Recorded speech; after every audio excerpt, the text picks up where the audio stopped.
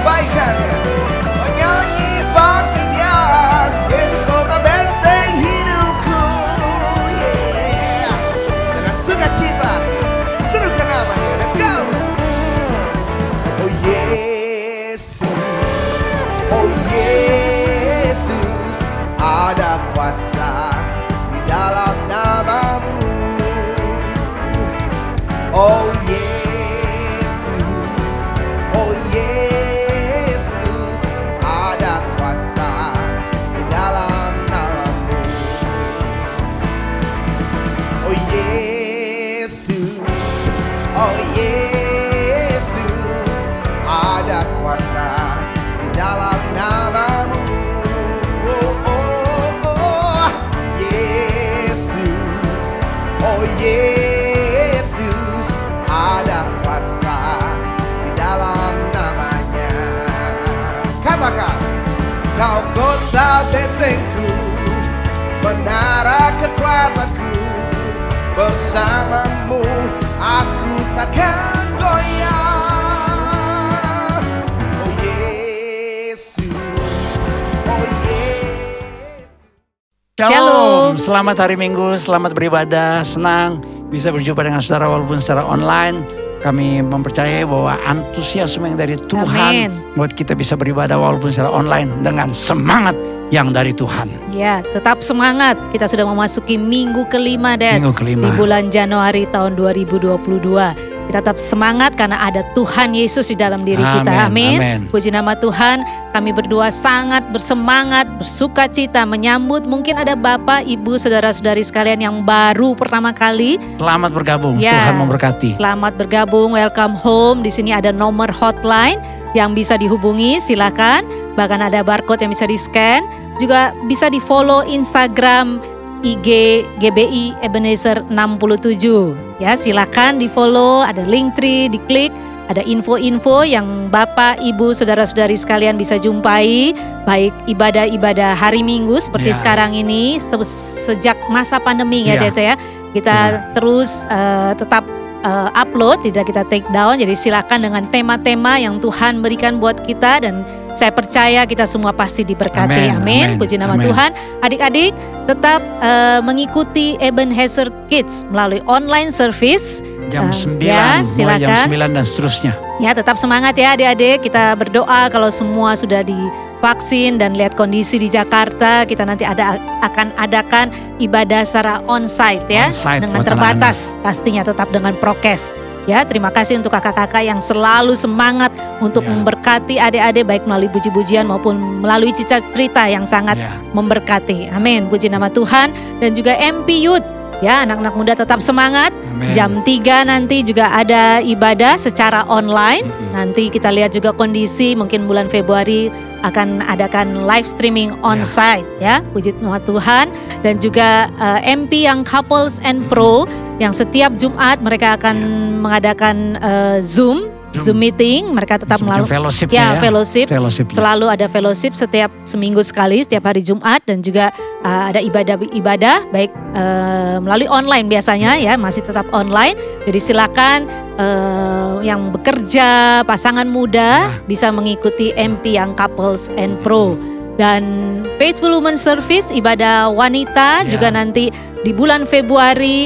Ada ibadah secara onsite juga ya. Kita akan adakan onsite pertama kali, tapi nanti juga tetap melihat kondisi yang ada. Kita terus berdoa supaya kondusif, jadi kita bisa mengadakan ibadah online dengan terbatas. Puji nama Tuhan. Dan ibadah tetap ada 2 format, seperti sekarang ini recording yang bisa diakses ya Det ya. Dari sejak jam 6 pagi dan seterusnya. Juga nanti jam 10 live streaming dari gereja dari Jalan Wahid Hasyim 67 Jakarta Pusat. Ya, dengan mendaftar dulu, Det. Pendaftaran harus, prosedur pendaftaran. Harus sudah divaksin 2 kali karena depan gereja ada aplikasi Peduli Lindungi. Jadi silakan mengikuti, bisa klik Linktree, di situ juga ada form registration ibadah onsite ya. Silakan juga om-om, tante semua juga bisa mengikuti. Jadi umur 17 tahun ke atas ya, kita tetap bisa mengadakan di gedung gereja. Puji nama Tuhan. Jadi terus menjadi gereja yang misioner, yaitu diberkati untuk menjadi berkat. Terus bagikan link ini. Mungkin saat ini kita mengingat ada teman mungkin yang ya sekarang nih dengan YouTube kita dimudahkan ya Adet ya, dari seluruh dunia bisa mengikuti ibadah kita. Jadi silakan terus bagikan link, jadi berkat dimanapun kita berada. Amin. Puji nama Tuhan, kita semangat untuk mengikuti ibadah pada hari ini, amin. Saya undang Bapak, Ibu, Saudara-saudari sekalian yang ada di rumah masing-masing ataupun dimanapun berada, silakan bangkit berdiri dan kita menutup bulan ini di sepanjang bulan Januari dengan tema antusias. Jadi kita terus semangat dan ada ayat yang kita akan baca bersama-sama. Jadi kita baca ayat ini dengan bersuara, kita percaya iman timbul dari pendengaran akan firman Tuhan. Amin. Kita baca dari Yesaya 41 ayat 10. Kita bersama-sama baca. 3, 2, 1. Janganlah takut sebab aku menyertai kamu. Janganlah bimbang sebab aku ini Allahmu. Aku akan meneguhkan, bahkan akan menolong engkau. Aku akan memegang engkau dengan tangan kananku yang membawa kemenangan. Amin. Kita percaya kalau Tuhan Yesus ada di pihak kita, siapakah lawan kita? Kita lebih dari pemenang. Amin. Mari kita satu dalam doa. Kita satu di dalam doa. Kita berdoa. Bapa yang baik yang bertata di dalam kerajaan surga, kami bersyukur buat pagi yang indah ini. Kami siap beribadah kepadamu Tuhan Yesus. Kami minta lawatan-Mu, kuasa-Mu nyata di tengah setiap kehidupan kami. Bahkan di dalam suasana ibadah kami pada pagi hari ini. Kami berdoa buat Bapak Gembala yang siap melayani kami dalam pemberitaan kebenaran firman-Mu ya Tuhan Yesus. Urapi, berkati, supaya lewat kebenaran firman-Mu yang disampaikan kepada kami diberkati, kami disegarkan, kami ditolong, sehingga kami melihat perkara-perkara yang dahsyat Tuhan nyatakan di tengah setiap kehidupan kami. Bahkan semua tim pelayan yang ada, Engkau memberkati mereka, Engkau mengurapi mereka, pakai mereka dengan dahsyat dan luar biasa di hadapan hadirat-Mu. Terima kasih Tuhan, terima kasih. Bahkan kami juga berdoa buat seluruh sidang jemaat-Mu yang siap beribadah kepadamu di rumah masing-masing ya Tuhan Yesus. Biarlah kuasa lawatan-Mu Tuhan Yesus turun bagi mereka. Yang sakit Engkau sembuhkan, yang lemah Engkau kuatkan, yang menghadapi jalan buntu Engkau buka jalan bagi mereka, supaya kami melihat perkara-perkara yang dahsyat Tuhan nyatakan di dalam setiap kehidupan kami. Terima kasih Tuhan, terima kasih. Ibadah kami dari awal pertengahan sampai pada akhirnya kami serahkan dalam tangan kasih-Mu. Terima kasih Tuhan, terima kasih. Kami siap beribadah kepadamu. Dalam nama Tuhan Yesus kami bersyukur berdoa. Haleluya. Amin.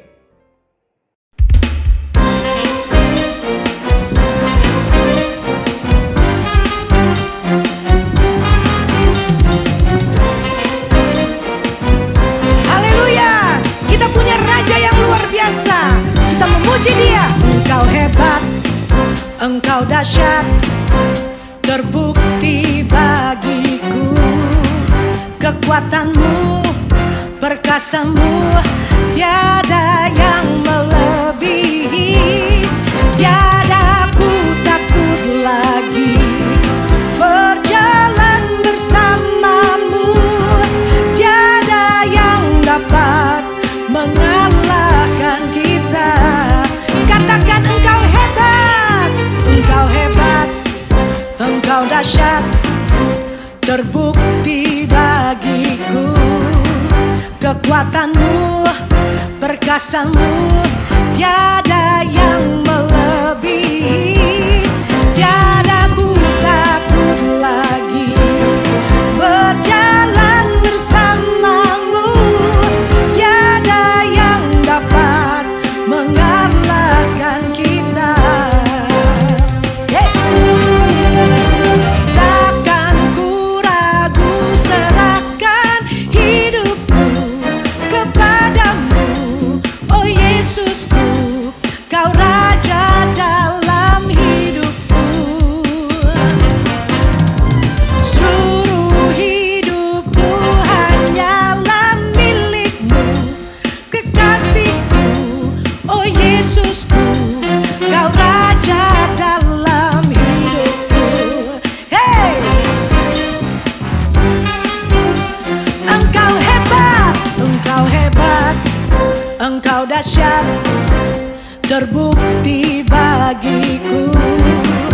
kekuatanmu, perkasamu, tiada yang melebihi. Tiada ku takut lagi berjalan bersamamu.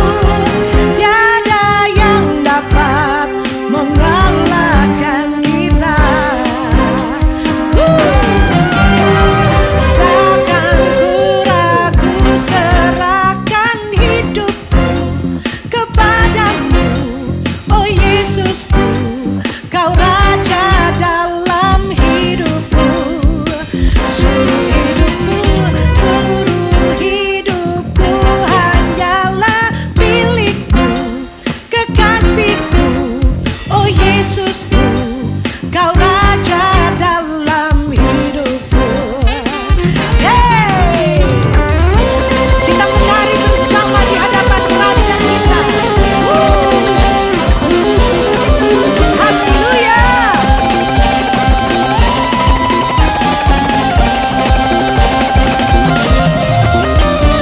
Takkan ku ragu serahkan hidupku kepadamu, oh Yesusku, Kau Raja dalam hidupku. Oh, oh, oh, seluruh hidupku hanyalah milikmu, kekasihku, oh Yesusku, Kau Raja dalam hidupku. Yes, takkan ku ragu serahkan hidupku kepadamu, oh Yesusku, Kau Raja dalam hidupku. Seluruh hidupku hanyalah milikmu, kekasihku, oh Yesusku, Kau Raja dalam hidupku. Yes.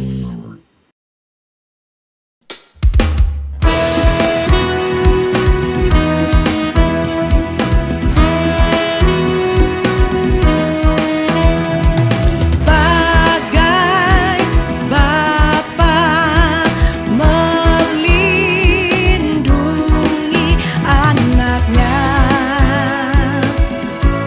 di dalam bahaya, begitulah Engkau Tuhan bagiku. Takkan pernah tinggalkan diriku.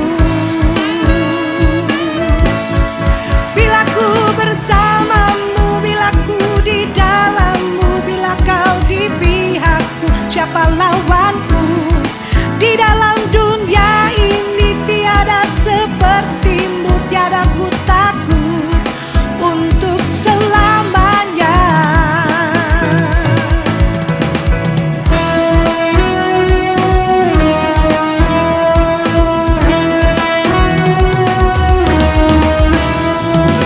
Gelap malam, lembah kelam yang ada di dalam hidupku. Takkan lagi menggentarkan hatiku, sebab Kau Tuhan kekuatan di dalam hidupku. Bila ku bersamamu, bila Kau di dalamku, bila Kau di pihakku, siapa lawanku? Di dalam dunia ini tiada sepertimu, tiada ku takut untuk selamanya. Bila ku bersamamu, bila ku di dalammu, bila Kau di pihakku, siapa lawanku? Di dalam dunia ini tiada sepertimu, tiada ku takut untuk selamanya.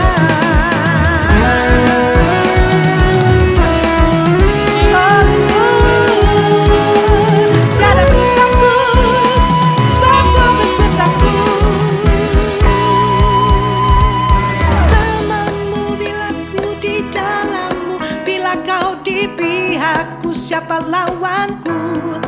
Di dalam dunia ini tiada sepertimu, tiada ku takut untuk selamanya. Bila ku bersamamu, bila ku di dalammu, bila kau di pihakku, siapa lawanku? Di dalam dunia ini tiada sepertimu, tiada ku takut untuk selamanya.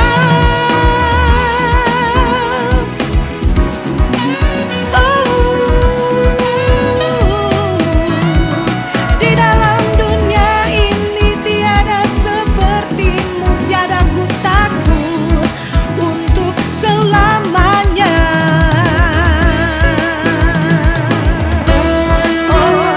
Tiada ku takut untuk selama-lamanya. Yeah, yeah.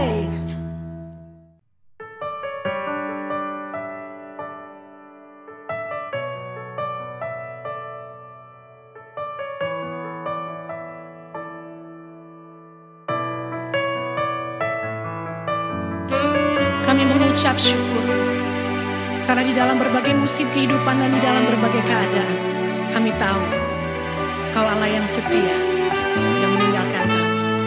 Haleluya. Betapa dahsyat Engkau Tuhan, pencipta segala yang ada, dulu sekarang sampai selamanya. Hanya Engkau Tuhan,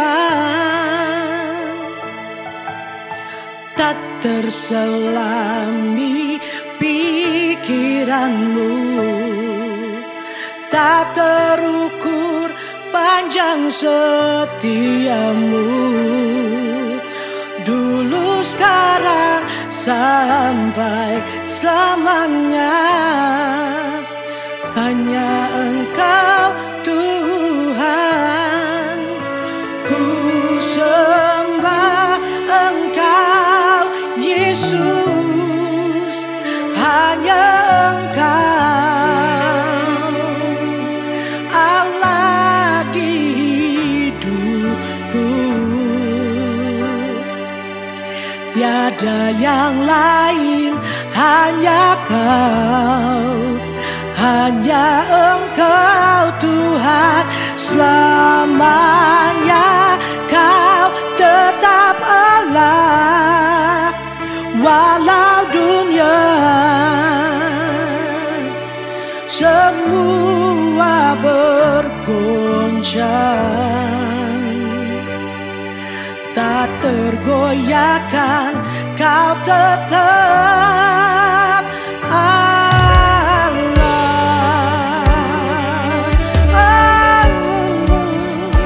Selamanya Kau Allah.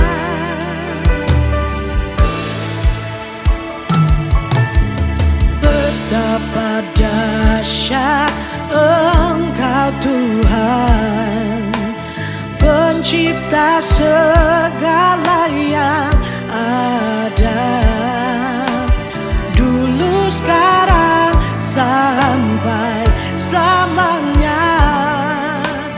Hanya Engkau Tuhan, tak terselami pikiranmu, tak terukur panjang setiamu, dulu sekarang sampai selamanya. Hanya Engkau Tuhan, ku sembah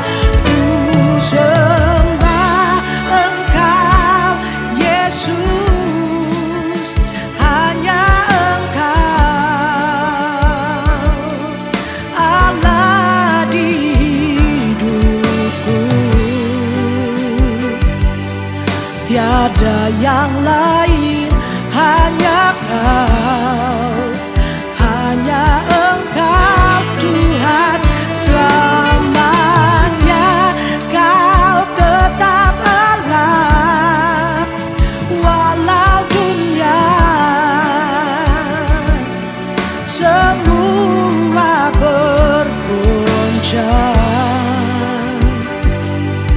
tak tergoyahkan, Kau tetap Allah.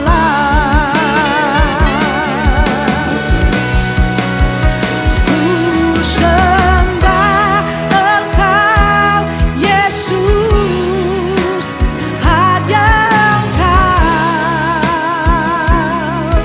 Allah di hidupku. Tiada yang lain, hanya Kau, hanya Engkau Tuhan selamanya. Kau tetap Allah, walau dunia semua bergoncang. Tak tergoyahkan, Kau tetap Allah. Kau tetap Allah. Kau tetap Allah. Kau selamanya Allah, Kau selamanya Tuhan, Kau selamanya Raja, tiada yang lain. Kami sembah di dalam nama Yesus Tuhan. Kera baru lebih sikiri dia relebe sei, imaturi dia relei. Mari sembah Allah yang hidup dan berkuasa dalam hidupmu, dalam hidupku. Kera baru lebih rili, sibia baba curi dia berlala masa. Oh, blessed be the name of the Lord Most High. Ke baru lebih rili. Haleluya, haleluya. Kami akan terus menaikkan pujian, hormat, penyembahan kami bagi Raja yang hidup. Bless the Lord, oh my soul, oh my soul. Worship His holy name. Sing like never before, oh my soul. I worship His holy name. Bless the Lord, oh my soul, oh my soul. Worship His holy name. Sing like never before, oh my soul. I worship His holy name. Bless the Lord, oh my soul. Bless the Lord, oh my soul, oh my soul. Worship His holy name. Sing like never before, oh my soul. I worship Your holy name. Bless the Lord, bless the Lord, oh my soul, oh my soul. Worship His holy name. Sing like never before, oh my soul. I worship Your holy name. I worship Your holy name. I worship Your holy name. We worship Your holy name. Hallelujah, hallelujah, hallelujah. Puji Tuhan, Saya mempercayai sepanjang bulan ini kita mengalami semangat yang dari Tuhan. Kita bicara tentang entusiasme. Ini minggu terakhir kita bicarakan tentang semangat dalam Tuhan. Ingatlah ungkapan entusiasme dari kata en dan theos. En di dalam, theos Allah.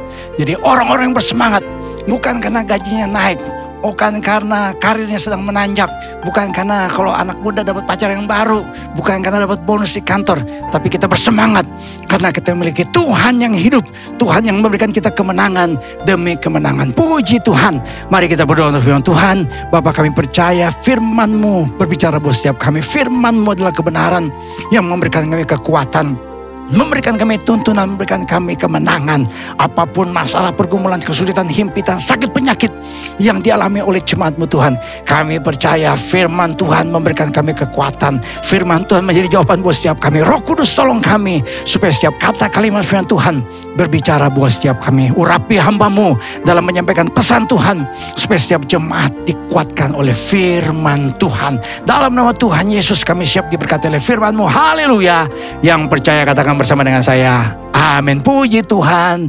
Tuhan memberkati kita semua. Silakan saudara sekalian, kita bicara tentang entusiasme. Kenapa saudara? Karena dalam sejarah gereja kita menemukan bahwa ternyata orang-orang Kristen kalau dibabat semakin merambat. Profesor Berkhof dan Anne Clark dalam buku sejarah gereja, ini salah satu buku yang selalu dipakai di sekolah teologi. Kalau kita belajar sejarah gereja, kita pakai bukunya Berkhof dan Anne Clark. Ada ungkapan yang terkenal, orang percaya dibabat semakin merambat. Ikuti kalimat saya, orang percaya dibabat semakin merambat. Artinya apa? Dalam sejarah gereja ditemukan saudara, ketika orang-orang percaya dibabat, dianiaya, dihambat. Orang-orang percaya mengalami penderitaan yang luar biasa. Mereka difitnah oleh Kaisar Nero, dibakar hidup-hidup, dijadikan santapan binatang buas. Tetapi saudara, orang-orang percaya ketika mereka mengalami hambatan, aniaya, justru orang-orang percaya makin luar biasa. Gereja semakin bertumbuh dan banyak jiwa yang bertobat. Salah satunya ada namanya Justin Martyr. Justin Martyr adalah salah seorang disebut sebagai apologet Kristen yang pertama. Kalau zaman dulu saudara, seorang apologet itu bukan menyerang agama lain, bukan menghina, bukan mengenyek agama lain. Tidak saudara. Apologet pada zaman itu betul-betul memakai yang namanya logika berpikir hikmat yang dari Tuhan. Bukan hikmat manusia, hikmat dari Tuhan. Untuk menjawab terhadap berbagai macam serangan iman Kristen. Dan salah satu apologet Kristen yang pertama adalah Justin Martyr. Saudara, dia menjadi martir buat Kristus, makanya disebut sebagai Justin Martyr. Saudara tahu dulunya dia adalah seorang yang tidak percaya sama Injil Kristus. Dia menganggap yang namanya orang-orang Kristen itu agama tahayul. Ini percaya Yesus, percaya apa sih? Kadang-kadang kan suka begitu saudara, orang yang tidak percaya pada Kristus. Kita menyembah Tuhan, kita angkat tangan buat Tuhan. Kita sekarang ibadah secara online, mungkin orang-orang di rumah saudara yang belum percaya nganggap saudara aneh gitu ya. Itu terjadi juga saudara pada zaman itu. Ketika Justin Martyr menganggap orang-orang Kristen ini aneh. Orang-orang yang sebenarnya dianggap, ya kalau orang bilang zaman sekarang tuh stegi, setengah gila, gokil, ya freak, aneh gitu. Ini orang-orang apaan sih? Ya agama tahayul gitu. Tetapi saudara, ketika dia melihat orang-orang Kristen yang teraniaya dan tetap percaya kepada Kristus sampai akhir hidupnya, dia mulai berpikir. Karena Justin Martyr ini seorang yang sangat tajam dalam berpikir. Kelamaan dia penasaran saudara dengan yang namanya iman Kristen. Dia pelajari, diselidiki. Dan apa yang terjadi saudara? Dia melihat iman Kristen yang terbukti dengan orang-orang percaya yang rela mati buat Kristus. Dia serahkan hidupnya buat Kristus. Dia menjadi seorang apologet Kristen dalam sejarah gereja dan mati buat Kristus. Di Korea, saudara tahu gereja di Korea bertumbuh dengan luar biasa. Saudara lihat gambarnya ini. Ya, di kota Seoul tuh ketika pernah diambil gambarnya, itu tanda salib di mana-mana. Saudara lihat tuh. Tanda salib di mana-mana. Kenapa saudara? Karena Korea Selatan, menurut data 2010 ya bahkan sampai sekarang itu kekristenan yang sangat dominan. Tetapi saudara, sekarang akhir-akhir ini gereja Korea kehilangan orang-orang muda. Orang-orang muda menganggap yang namanya agama itu sesuatu yang irrelevant. Nggak nyambung. Ya apaan sih nih gitu-gitu. Karena orang-orang muda kan, apalagi generasi milenial, Z generation, pakai namanya logika. Dan kalaupun juga ada anak muda yang pakai kalung salib ini, seperti gambar ini, sudah lihat ilustrasi ini, namanya Lim. Dia gak percaya kepada Allah, gak percaya pada Yesus Kristus. nggak percaya pada agama, tapi dia pakai salib ya di kalungnya, di lehernya itu. Karena kenapa? Karena opanya yang kasih. Sebagai apa? Good luck charm. Ya, supaya dia beruntung gitu. Saudara, kenapa? Gereja Korea yang pertumbuhannya luar biasa. Yang angka pertumbuhannya nggak main-main loh saudara. Karena abad 19 hampir tidak ada orang Kristen di Korea. Tapi di abad 20 saudara, tadi menurut statistik tahun 2010. Itu sekitar 29% orang-orang Kristen di Korea ada di Korea Selatan. Kenapa saudara? Karena ternyata ketika gereja Korea dulu ditanam pertama kali di Korea Selatan, di Korea Utara. Itu orang Kristen mengalami aniaya, mengalami tantangan, mengalami penderitaan.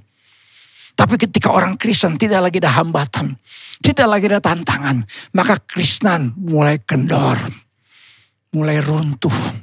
Ya, saya suka kasih ilustrasi saudara, angin puyuh sama angin sepoi yang bertanding untuk menjatuhkan monyet di atas pohon. Angin puyuh tiup monyet itu di atas pohon. Dan ketika ditiup dengan angin yang keras, itu monyet makin keras pegangannya di dahan pohon. Dan akhirnya angin puyuh nyerah. Tapi ketika giliran angin sepoi, tiup itu monyet dengan angin yang sepoi-sepoi yang buat si monyet itu nyaman. Ya akhirnya si monyet itu mulai ngantuk. Tangannya lepas, kakinya lepas dan jatuh. Ternyata yang menjatuhkan monyet di atas pohon bukan angin puyuh, tapi angin sepoi-sepoi. Seringkali saudara, ketika orang Kristen mengalami aniaya, orang Kristen semakin semangat dalam Tuhan. Tapi ketika orang Kristen dikasih fasilitas, ada kemakmuran, ada kesejahteraan, dibebaskan untuk beribadah. Apa yang terjadi saudara? Seperti monyet tadi ditiup oleh angin sepoi-sepoi. Dan akhirnya si monyet jadi tertidur. Kekristenan bisa tertidur saudara kalau dikasih yang namanya kemakmuran. Ada ungkapan dalam bahasa Inggris yang berkata, persecution has never hurt the church, only prosperity.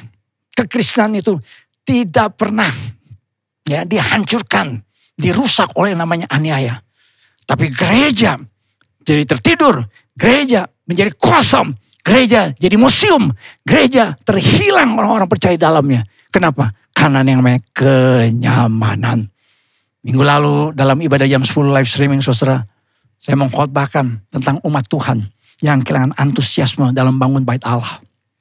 Yang pertama ada tantangan eksternal. Karena orang-orang di sekitar Yerusalem pada waktu itu menekan mereka, melemahkan iman mereka. Sehingga mereka tidak membangun yang namanya bait Allah. Tetapi ternyata, saya membaca dalam kitab Hagai, ada yang namanya tantangan internal. Tantangan internal ini tantangan dari dalam. Ketika mereka kembali dari pembuangan, mereka memiliki berkat. Mereka memiliki yang namanya kemakmuran. Mereka bisa bangun rumahnya, rumah pribadi mereka. Dan lupa akan rumah Tuhan. Itu khotbah saya saudara.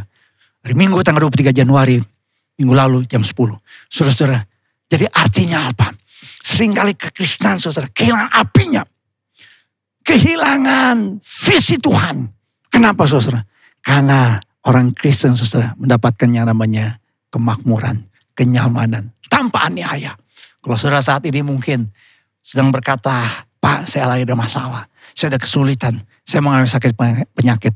Saya jamin saudara, kalau saudara sungguh-sungguh dalam Tuhan, saudara akan melihat kemuliaan Tuhan yang luar biasa.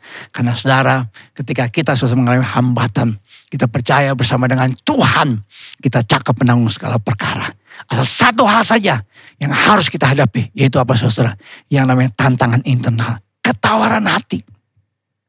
Orang percaya dibabat semakin merambat. Tapi yang membuat orang percaya terhambat adalah apa? Ketawaran hati. Itu masalah faktor internal. Ini yang sering kali terjadi saudara dalam gereja tanpa disadari. Orang Kristen mengalami ketawaran hati. Kehilangan semangat. Saudara, mari kita lihat. Di dalam kekristenan sebagai orang percaya. Orang percaya harus tetap memiliki antusiasme dalam dua hal. Orang Kristen harus memiliki dua hal ini. Dalam hal antusias pada Kristus atau dalam Kristus. Yang pertama adalah antusias dalam berdoa. Dalam Lukas 18 ayat yang pertama, Yesus mengatakan satu perumpamaan kepada mereka. Untuk menegaskan bahwa mereka harus selalu berdoa dengan tidak jemu-jemu. Kata jemu dipakai saudara, kata Yunani tadi, engkakeo. Tawar hati. Berdoa dengan tidak tawar hati. Christian Sword bikin penelitian. Dia tuangkan dalam bukunya yang berjudul Natural Church Development. Saya baca buku ini saudara. Mungkin 2-3 kali saya baca buku ini. Ini buku hasil riset ilmiah. Jadi Christian Schwartz ini orang Jerman. Saya pernah ketemu saudara dalam seminar ketika Christian Schwartz datang ke Indonesia, ke Jakarta. Buat acara di Abalov, saya datang. Sempat salaman, saya cuma berkata terima kasih untuk hasil penelitian yang luar biasa. Ada dia riset selama 10 tahun. Di 32 negara, di 5 benua, dari berbagai macam denominasi. Dan dia menemukan bahwa gereja yang bertumbuh, gereja yang sehat adalah gereja yang memiliki 8 kualitas atau 8 esensial karakteristik. Ini yang disebut dengan healthy churches. 8 hal yang harus ada. Ini ingredients yang harus ada dalam gereja supaya gereja bertumbuh. Dan salah satunya dari 8 karakteristik itu adalah, lihat yang nomor 3. Passionate spirituality. Ini bicara tentang semangat. Jadi Christian Schwartz ketika dia riset gereja-gereja yang sehat, gereja yang bertumbuh, gereja-gereja yang memenangkan jiwa, gereja-gereja yang walaupun mengalami tekanan, aniaya, kesulitan, hambatan, peraturan sebuah negara menghambat gereja untuk bisa beribadah. Tetapi dia melihat gereja tersebut tetap bertumbuh dan menangkan jiwa. Itu kenapa? Karena ada namanya passionate spirituality. Dan gereja yang bertumbuh kata Christian Schwartz adalah gereja yang saat berdoa adalah pengalaman yang membangkitkan semangat bagi saya. Kalau jemaatnya memiliki semangat dalam berdoa, semangat dalam beribadah, semangat menyembah Tuhan, semangat belajar firman Tuhan, semangat dalam perkara-perkara rohani, ini gereja yang bertumbuh. Jadi semangat itu salah satu indikator gereja yang sehat. Saya dikasih kesempatan Tuhan sebelum pandemi khotbah di macam-macam gereja. Kadang saya bisa rasa saudara, walaupun saya tidak bikin interview, riset, bikin angket, tanya sama jemaat kayak gimana. Tapi dalam ibadah saya bisa merasakan atmosfernya. Gereja-gereja yang bertumbuh, gereja yang sehat, itu atmosfernya berbeda. Kita masuk rasanya saudara, yang suasananya beda. Kita merasakan hadirat Tuhan ketika jemaat Tuhan memuji, menyembah Tuhan. Saya khotbah pun juga bisa, saya rasakan antusiasme jemaat, meresponi firman Tuhan. Kadang-kadang saudara, gereja itu rame kalau ada artisnya. Saya pernah khotbah di sebuah kebaktian. Ada artis sinetron yang bersaksi, ini artis sinetron gak bawa Alkitab. Selesai kebaktian, saya kaget saudara. Jemaat banyak yang ngantri, minta tanda tangan sama si artis di Alkitab jemaat. Padahal ini artis tidak bawa Alkitab. Saya yang khotbahkan firman Tuhan, saya yang bawa Alkitab saudara. Gak ada yang minta tanda tangan. Tapi pas saya mau jalan pulang keluar dari gedung gereja, ada yang panggil saya. Anak-anak, om, minta tanda tangannya om, tanda tangannya om. Saya bilang ngerti, ada juga yang minta tanda tangan saya. Tahu-tahu, om tanda tangannya om, buat tugas sekolah. Ya, sekali minta tanda tangan, tugas dari sekolah saudara. Ya, jadi bukan karena ada artis, jadi semangat beribadah. Bukan karena ada bintang sinetron, sehingga jemaat mau datang antusias dalam ibadah. Tetapi karena hubungannya dengan Tuhan. Karena dia tahu ada sesuatu yang Tuhan kerjakan dalam hidupnya. Ada hidup baru, ada keselamatan yang Tuhan berikan dalam hidupnya. Saudara-saudara, hal yang pertama, kita tetap harus antusias dalam hal apa? Dalam berdoa. Mengapa kita harus memiliki antusiasme dalam berdoa? Tuhan Yesus memberikan gambaran. Seperti seorang janda dan hakim, saudara pasti pernah baca ini bagian dalam Alkitab dalam Lukas 18 ayat 1-8. Di mana janda ini, kemungkinan besar ini janda punya masalah. Kena almarhum suaminya punya masalah tanah yang ya diributkan dalam pengadilan. Nah ada seorang hakim yang Alkitab katakan ini hakim gak takut sama siapa-siapa. Sama Tuhan pun dia gak takut. Jadi artinya gak ada yang bisa intervensi dia. Tetapi yang luar biasa dari janda ini adalah apa? Dia tidak jemu-jemu untuk datang kepada si hakim. Untuk minta pembelaan atas perkaranya. Ini ungkapan apa saudara? Ini pengertian apa nih? Apa maknanya? Ini janda punya antusiasme. Punya ketekunan dan antusiasme. Untuk selalu datang kepada sang hakim. Dan akhirnya saudara, sang hakim ini membenarkan perkara yang dihadapi oleh si janda ini. Saudara-saudara, ini ilustrasi perumpamaan yang Tuhan Yesus berikan buat orang percaya. Kita tidak boleh kehilangan antusiasme dalam berdoa. Karena ciri orang percaya yang beriman pasti memiliki antusiasme dalam berdoa. Saya tahu saudara, ibadah yang paling sepi di gereja itu ibadah doa. Ibadah yang paling jarang dihadiri oleh jemaat ibadah doa. Tapi kalau tadi saya singgung ada artis ibu kota. Doakan dan hadirilah. Ibadah keluar rohani bersama dengan artis-artis ibu kota baru ramai saudara. Tapi kalau dibilang ibadah doa, yang datang encim-encim, yang datang opung-opung, yang datang oma dan opa, yang datang orang-orang yang sudah tua. Saudara-saudara, kalau orang memiliki iman kepada Kristus, dia pasti memiliki antusiasme dalam berdoa. Paulus dan Silas kalau saudara baca dalam Kisah Rasul pasal yang ke-16. Walaupun mereka dibelenggu dalam penjara yang paling bawah, yang paling mengerikan posisinya, yang paling tidak nyaman. Tapi Paulus dan Silas, mereka memuji Tuhan. Mereka menaikkan puji-pujian kepada Tuhan. Dan apa yang terjadi saudara? Antusiasme mereka dalam berdoa. Itu merupakan refleksi imannya. Sehingga mujizat Tuhan pasti terjadi. Kenapa kita harus memiliki antusiasme dalam berdoa? Ini ciri orang yang beriman. Orang yang meyakini keberadaan Tuhan yang hidup. Tuhan yang menjadi pembela dalam hidupnya. Kalau kita ngomong tentang berdoa, topik tentang doa itu dalam Alkitab. Kurang lebih 650 kehidupan doa digambarkan dalam Alkitab. Dan Alkitab mencatat paling sedikit 450 jawaban doa. Kalau kita setahun saudara hidup 365 hari, berarti setiap hari Tuhan pasti jawab doa kita saudara. Kira-kira begitu gambarannya. Tuhan juga berbicara tentang pelayanan di dalam kehidupannya saudara. Berapa kali, minimal 25 kali itu yang berdoa. Rasul Paulus pun juga demikian. Dalam surat-surat rasulinya minimal menyebut tentang doa sebanyak 41 kali. Saya selalu meyakini orang-orang yang beriman, orang-orang yang sungguh percaya pada Kristus, orang-orang yang sungguh percaya kepada Tuhan yang hidup, Yesus Kristus. Tuhan yang El Shaddai, Allah yang Maha Besar, God Almighty adalah orang-orang percaya yang punya antusiasme dalam berdoa. Gereja Korea tadi saya singgung di awal khotbah, saudara. Gereja Korea adalah gereja yang selalu berdoa dengan gaya yang unik yang disebut dengan Tongsung Kido. Tongsung itu artinya cry out together loudly. Kido artinya to pray. Jadi Tongsung Kido adalah berdoa dengan suara yang keras. Menurut catatan saudara, sejarahnya orang Korea dulu mengalami penjajahan oleh Jepang. Mereka mengalami penderitaan yang luar biasa selama perang Korea. Dan mereka berdoa saudara dengan semangat dan penuh antusiasme. Ungkapan Alkitab saudara dalam Yakobus. Kalau saudara lihat dalam Yakobus pasal yang kelima ayat yang ke-17. Elia adalah manusia biasa sama seperti kita. Dan ia telah bersungguh-sungguh berdoa supaya hujan jangan turun. Dan hujan pun tidak turun di bumi selama 3 tahun dan 6 bulan. Elia manusia biasa. Kata Yunani dipakai adalah homoepates. Homo dan pates. Homo itu sama, pates itu sifat. Jadi Elia walaupun punya jawatan seorang nabi, tapi dia manusia biasa.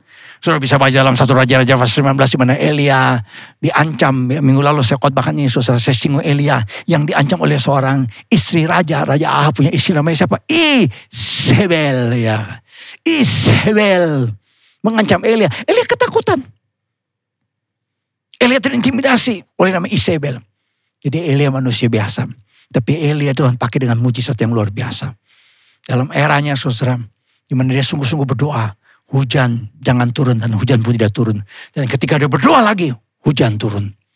Ungkapan bersungguh-sungguh berdoa, itu dari 2 kata Yunani. Kata proseque dan prosekomai.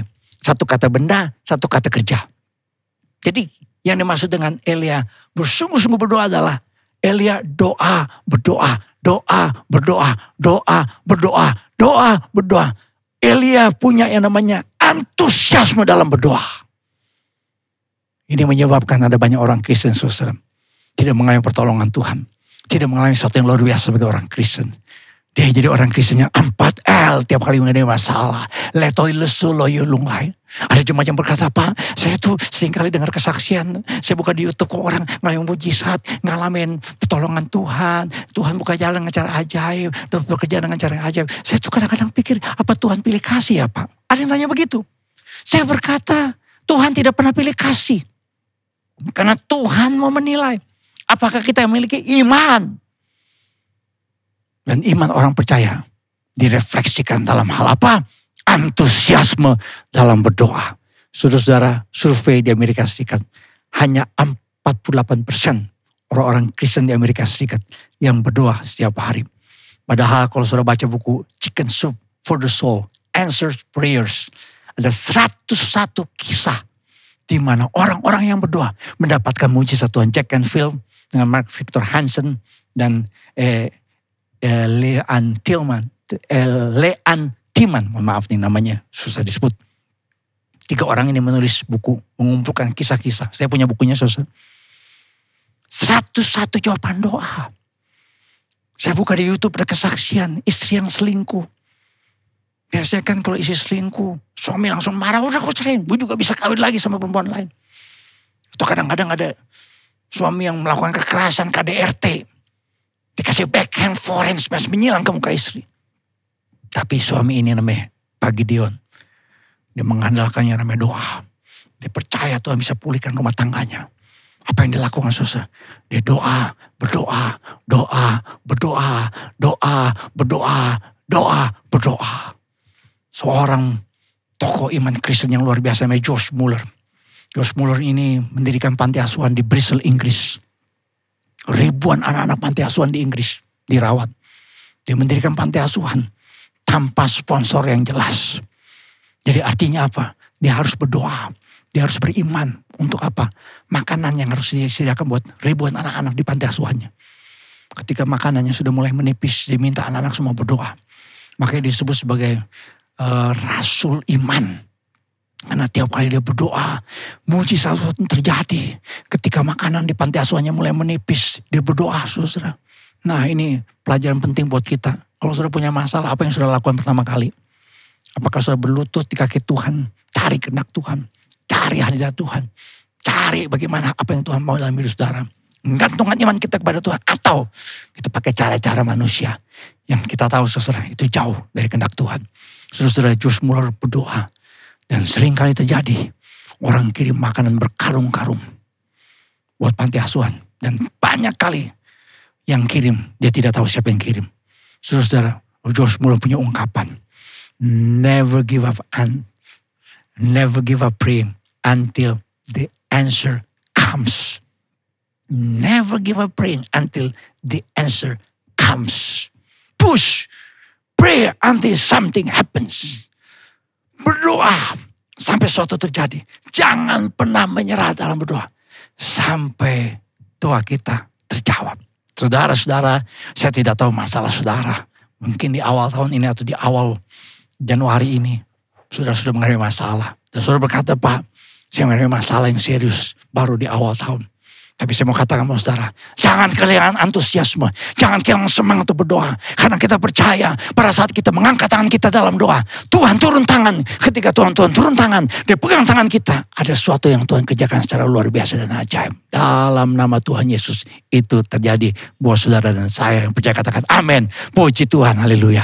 Yang kedua, saudara, kita harus memiliki antusiasme dalam berbuat baik. Galatia 6 ayat 9 berkata, janganlah kita jemu-jemu berbuat baik. Kata jemu di sini pakai kata Yunani enkakeo. Janganlah kita jemu-jemu berbuat baik. Karena apabila sudah datang waktunya kita akan menuai jika kita tidak menjadi lemah. Kalau sudah membaca surat kepada jemaat-jemaat di wilayah Galatia. Galatia itu bukan kota ya, itu wilayah provinsi. Jadi sebenarnya jemaat-jemaat di Galatia. Ya, Kolose itu kota, Filipi itu kota, Korintus itu kota, tapi Galatia bukan kota. Itu sebuah wilayah yang disebut sebagai bagian dari provinsi di Asia. Saudara, jemaat-jemaat di Galatia sebenarnya mendapatkan teguran yang keras. Karena mereka mengikuti satu Injil yang lain. Galatia 1 ayat 6 dan 7. Aku heran bahwa kamu begitu lekas berbalik daripada dia yang oleh kasih karunia Kristus telah memanggil kamu dan mengikuti satu Injil yang lain. Yang sebenarnya bukan Injil. Hanya ada orang yang mengacaukan kamu dan yang bermaksud untuk memutarbalikkan Injil Kristus. Pengertian satu Injil yang lain. Kata yang lain heteros. Yang mirip secara fisik tapi beda secara kualitas. Paslu. Sama seperti orang zaman dulu pakai jam Rolex. Wih keren. Nggak tahu pas dia cek. Jam Rolex palsu. Pakai LV. Ya. Wih ini barang asli kelihatannya. Tapi ternyata paslu. Gitu. Ya, itu namanya heteros dalam bahasa Yunani. Apa ajaran palsu, Injil yang palsu itu? Injil yang sebenarnya berbeda. Ada ajaran yang namanya ajaran Yudaisme. Di tengah jemaat-jemaat Galatia. Di mana jemaat-jemaat di Galatia dipengaruhi oleh ajaran sesat. Saya selalu bilang begini buat jemaat Tuhan, hati-hati kalau saudara suka akses di YouTube berbagai macam pengajaran. Hati-hati. Karena ada pengajaran-pengajaran yang sebenarnya tidak sesuai dengan Injil Yesus Kristus. Ada saudara, ada. Ya, Gak semua. Ada beberapa hamba Tuhan channel YouTube yang bagus. Tapi ada pengajaran yang aneh. Yang sesuai dengan firman Tuhan. Injil palsu. Rupanya saudara, jemaat-jemaat Galatia dipengaruhi. Sudah ajaran palsu. Apa itu? Injil plus hukum Taurat baru orang diselamatkan. Injil plus hukum Taurat baru dia keselamatan. Injil plus perbuatan baik. Hukum Taurat itu, kalau kita pernah bahas sebelumnya saudara, itu bukan keselamatan buat kita. Hukum Taurat hanya menunjukkan kita manusia berdosa. Hukum Taurat tidak pernah membenarkan. Hukum Taurat untuk menunjukkan kita manusia berdosa yang memerlukan keselamatan dalam Kristus Yesus. Setelah mereka terima Injil Kristus, ajaran-ajaran yang disebut dengan Judaizers, yang mengajarkan ajaran Yudaisme. Ini satu sekte aliran yang sudah di-ban dalam gereja dari gereja mula-mula. Yang mengajarkan, gak cukup hanya percaya Kristus. Harus melakukan praktikan hukum Taurat. Harus melihara yang namanya sabat. Harus praktikan yang namanya sunat. Harus melakukan 613 peraturan agama. Baru dapat keselamatan. Saudara-saudara, firman Tuhan jelas mengatakan dalam Efesus 2 ayat 8 dan 9. Sebab karena kasih karunia kamu diselamatkan oleh iman. Itu bukan hasil usahamu. Tapi pemberian Allah. Itu bukan hasil pekerjaanmu. Jangan ada orang yang memegahkan diri. Karena kita ini, saudara, diselamatkan dalam Kristus Yesus. Bukan karena perbuatan baik. Tetapi saudara, kita diselamatkan karena anugerah dalam Kristus Yesus.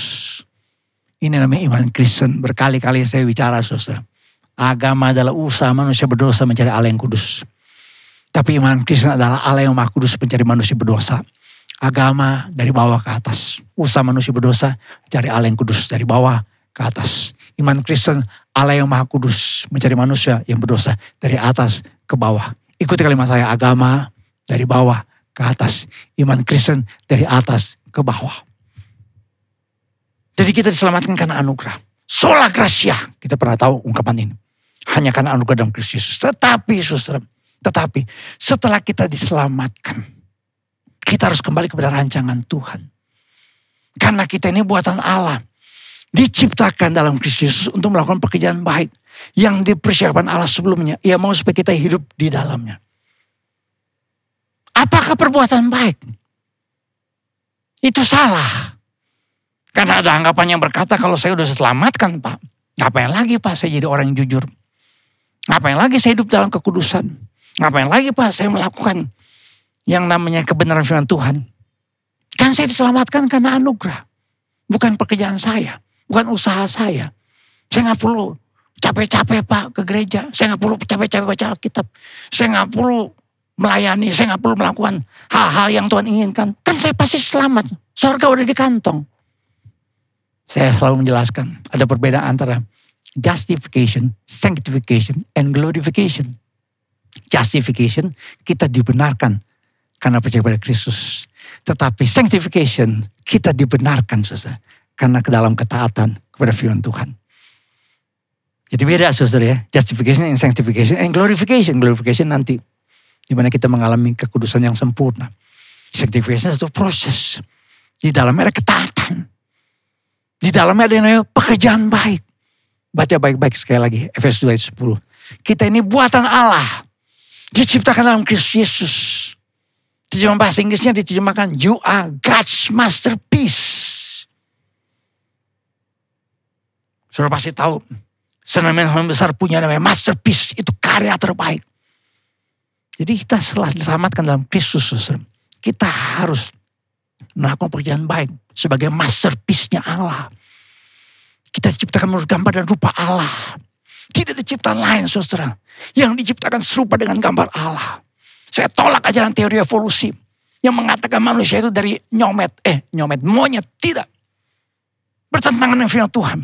Karena tidak ada ciptaan Tuhan yang diciptakan seperti manusia. Yang diciptakan menurut gambar dan rupa Allah. Imago Dei, Selem Endemut. Dalam bahasa Ibrani-nya. Saudara, setelah kita menerima keselamatan dalam Kristus, kita menjadi manusia baru dalam Kristus. Istilah baru dia katanya kainos, new creation. Kata kainos itu artinya kualitas yang lebih baik. Kualitas karakteristik. Karakter karakter yang lebih baik. Itulah sebabnya saya bedakan. Ini dia, kalau agama kita harus berbuat baik supaya dapat keselamatan. Dan itu tidak mungkin, itu mustahil. Bahasa Jepangnya tak ada itu. Bahasa ini neji mereka nggak bisa. Karena manusia tidak bisa menyelamatkan dirinya dengan perbuatan baik, tidak bisa. Karena perbuatan baik manusia seperti kain kotor, itu yang Alkitab katakan. Tetapi saudara, anugerah dalam Kristus Yesus kita mendapatkan keselamatan. Dan setelah kita diselamatkan saudara, kita harus melakukan yang namanya kebaikan. Perbuatan baik. Masterpiece-nya Tuhan. Bahkan saya menemukan dalam Alkitab, ketika orang-orang percaya mengalami penderitaan, mereka harus tetap semangat untuk melakukan perbuatan baik. Supaya apa? Orang-orang melihat perbuatan-perbuatanmu yang baik dan memuliakan Allah pada hari yang melihat mereka. Tadi saya singgung orang-orang Kristen mengalami aniaya karena Kaisar Nero membakar kota Roma.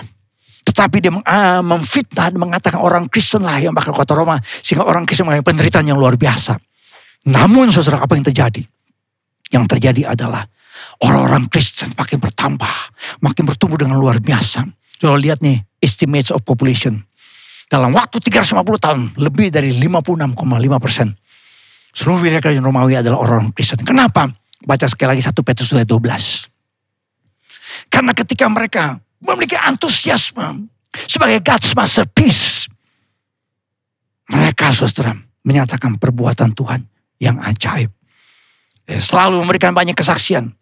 Orang-orang yang akhirnya percaya saudara karena melihat perbuatan baik orang-orang percaya. Balaslah kejahatan dengan kebaikan, karena itulah kehendak Allah dalam Kristus Yesus bagi setiap kita. Orang di Mesir saudara namanya Halil. Ini adalah orang yang selalu bakar gereja, aniaya orang Kristen. Tapi Halil saudara, dia menjadi orang percaya, menjadi pengikut Kristus, menyerahkan hidupnya buat Kristus. Karena dia lihat orang Kristen yang hidupnya selalu membalas kejahatan dengan kebaikan. Saudara-saudara, saya tidak tahu apa yang terjadi dengan hidup saudara saat ini. Saudara sedang punya masalah sama siapa, saya tidak tahu. Tapi Alkitab selalu mengatakan, kita harus selalu tidak jemu-jemu. Harus memiliki antusiasme berbuat baik buat orang lain. Karena kita adalah God's masterpiece. Kita dipenuhi oleh Roh Kudus. Kita menghasilkan buah roh. Ada kasih, ada sukacita, damai sejahtera, kesabaran, kemurahan, kebaikan, kesetiaan, kelemah lembutan, dan penguasaan diri. Terus kita antusiasme sebagai orang percaya. Saya simpulkan khotbah saya saudara. 2 hal yang harus kita miliki untuk menutupi saudara seri khotbah antusiasme. Yang pertama, kita harus selalu memiliki antusiasme dalam berdoa. Berdoa. Never give up praying until the answer comes. Terus berdoa. Yang kedua, antusias dalam berbuat baik. Yang penting respon. Orang suka berkata sama saya, Pak, gimana kalau dia buat jahat sama saya? Respon kita menentukan hasil. Kalau saudara terus melakukan kebaikan, menghasilkan buah roh, saya percaya Tuhan dipermuliakan. Banyak orang menerima Kristus sebagai Tuhan dan Juru Selamat dalam hidupnya. Dan kita dipakai Tuhan. Jadi gereja misioner yang diberkati dan menjadi berkat. Yang percaya katakan amin. Berikan kemuliaan buat Tuhan kita. Puji Tuhan. Haleluya. Mari kita berdiri bersama saudara, kita berdoa. Puji Tuhan. Mari kita berdiri bersama, kita berdoa. Bapa, kami berdoa. Supaya setiap kami Tuhan, dari orang-orang percaya yang memiliki antusiasme. Mungkin saat ini kami sedang menghadapi tantangan, masalah, pergumulan, kesulitan, himpitan, sakit, penyakit. Tapi kami tetap berdoa. Kami tetap berdoa. Karena kami percaya, kami yakin, kan janji Tuhan ada dalam kehidupan kami. Firman-Mu pasti genapi dalam kehidupan kami. Terima kasih Tuhan. Saudara, kalau saat ini saudara dalam pergumulan, dan saudara berkata, saya mau tetap antusias dalam berdoa. Saya mau tetap memiliki semangat dalam berdoa. Saya mau terus-menerus berdoa. Berdoa. Kalau itu menjadi kerinduan saudara, kalau itu menjadi komitmen saudara sebagai orang percaya, angkat tangan saudara dimanapun saudara berada saat ini. Angkat tangan saudara. Saudara berkata, Tuhan, saya mau tetap berdoa. Berdoa. Bapa, Engkau melihat tangan-tangan yang terangkat pada saat ini. Ada yang mengangkat tangan sedang menghadapi masalah sakit penyakit. Ada yang mengangkat tangan baru saja di PHK, kehilangan pekerjaan. Ada yang mengangkat tangan karena masalah hutang piutang yang belum terselesaikan. Ada yang mengangkat tangan sedang mengenai konflik dengan orang lain. Ada yang mengangkat tangan ada sedang berperkara di pengadilan. Ada yang mengangkat tangan karena masalah rumah tangga yang saat ini diambang perceraian. Tuhan, kami angkat tangan kami. Karena kami percaya Engkau Tuhan yang tidak pernah meninggalkan kami. Kau Tuhan yang di pihak kami. Sehingga kami percaya siapakah lawan kami. Karena kami pasti lebih dari pemenang. Ini keyakinan kami. Tuhan, terus pimpin kami dengan Roh-Mu yang kudus. Supaya kami memiliki antusiasme dalam berdoa. Dan berbuat baik kepada sesama. Sebagai God's masterpiece. Sebagai karya yang terindah. Yang Tuhan kerjakan dalam Kristus Yesus buat setiap kami. Terima kasih Bapa. Syukur untuk ibadah pada saat ini. Kau memberkati Tuhan Indonesia. Kau memberkati bangsa ini. Biarlah kami berkata dengan iman, Shalom bagi Indonesia, Shalom bagi Indonesia, Shalom bagi Indonesia. Tetap bersyukur Tuhan untuk keadaan yang sedang kami hadapi sebagai sebuah bangsa. Kami percaya pertolongan Tuhan, sukacita dan sejahtera Tuhan selalu menaungi kehidupan kami. Syukur Tuhan untuk jemaat Tuhan yang berulang tahun sepanjang minggu ini. Tuhan berkati anak-anak-Mu yang berulang tahun sepanjang minggu ini. Biarlah hari-hari, minggu-minggu, bulan-bulan, bahkan tahun-tahun kehidupan anak-anak-Mu ini diwarnai dengan antusiasme dalam Kristus Yesus.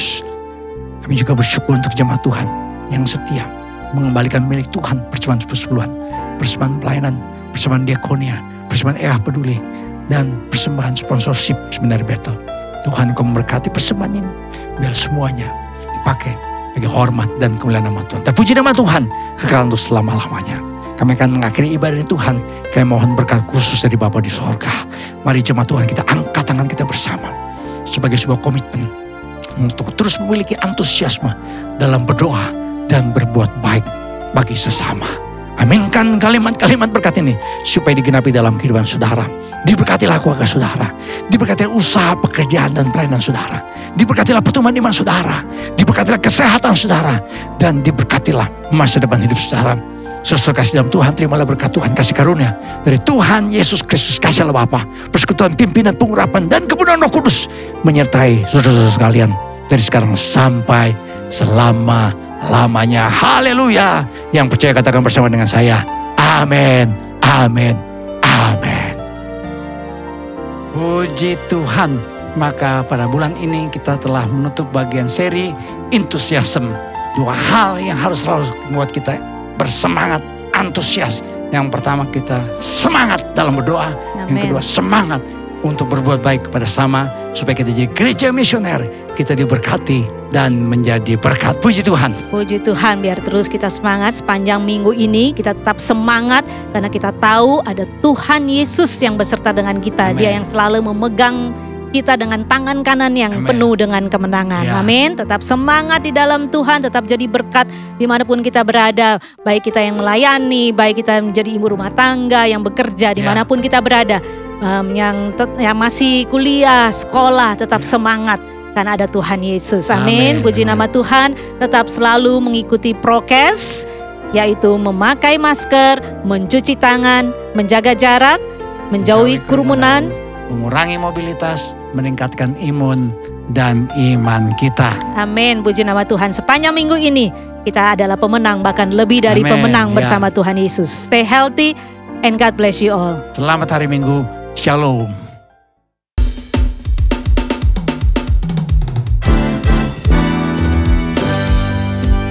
Bukan bersuka karena kebaikan-Mu, dalam hadirat Tuhan ku akan bersuka.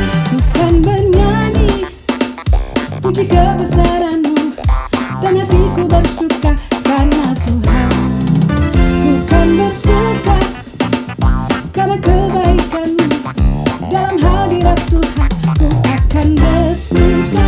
Bukan bernyanyi puji kebesaran-Mu, dan hatiku bersuka karena Tuhan. Rahmat-Nya baru bagiku setiap hari, anugerah-Nya limpah bagiku. Oh, Dia ganti duka dengan sukacita, dan kain kabungku digantikan tarian. Haleluya, dan hatiku bersuka.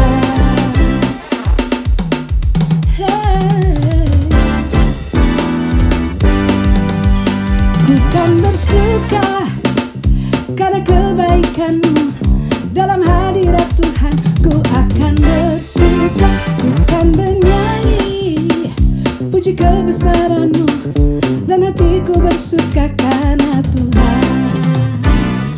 Rahmat-Nya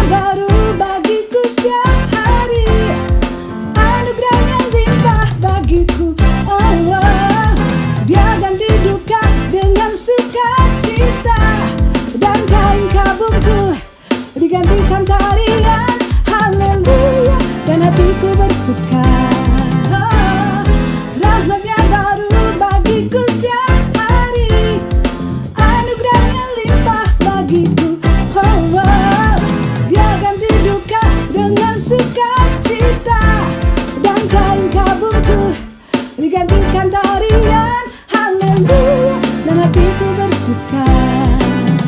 Haleluya, dan hatiku bersuka. Haleluya, dan hatiku bersuka.